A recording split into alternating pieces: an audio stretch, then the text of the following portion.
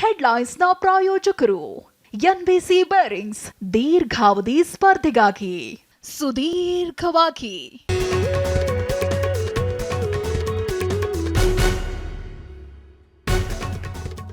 ದರ್ಶನ್ ಕೈ ಹಿಡಿದು ಕೋರ್ಟ್ಗೆ ಎಳೆತಂದ ಖಾಕಿ, ಮತ್ತೆ 5 ದಿನ ಪೊಲೀಸ್ ವಶಕ್ಕೆ ಕಾಟೇರ.